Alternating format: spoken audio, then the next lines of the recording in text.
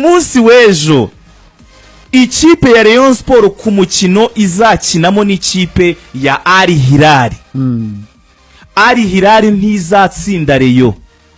Iyo ni statement ya mbere. Al Hilal izinjiza igitego kitarenze kimwe mu izamu rya Rayon Sport.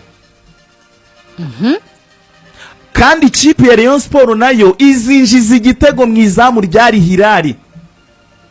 Kibaye kimwe icyo nsigaje kumenya ni ukumenya uko baryamye niba bameze neza, nkongeraho n'icya kabiri cyo ku munsi w'ejo. Ariko ejo Rayon Sport ntizatsindwa na Al Hilal. Munsi we tubiri ku busa vayo tukwereka ukuntu Haruna yakinya amatsinda natwe tukayakina.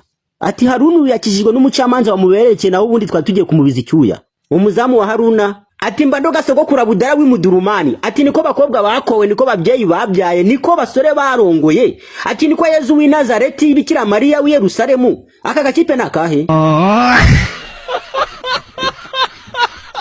Abariyo batubonye nyina shaje agira ngo uze zapfuye ubusa. Nimutubone gutya mu matsinda mukina natwe twarayakinnye. Ariko nkari nasho. Abariyo bati nka y'umwami mwariye muri Sudani mwari muyirutse mutabone n'umusifuzi. Nimuka tujyanye na karaga kipe kishorongi kinde gitazima. Ugize ngo kareba amatsinda ya kafu muri televiziyo.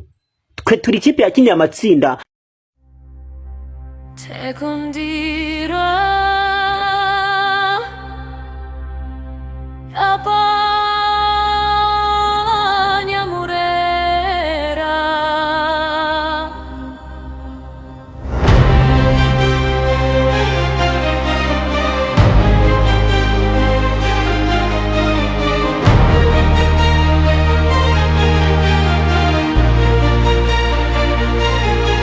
From Nyanza to Kigali we rise, blue and white shining in the skies, history written in golden light, Rayon fights with all its might.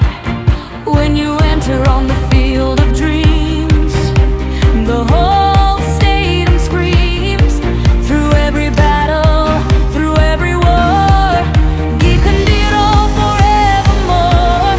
Even in storms we stand strong, singing our victory song.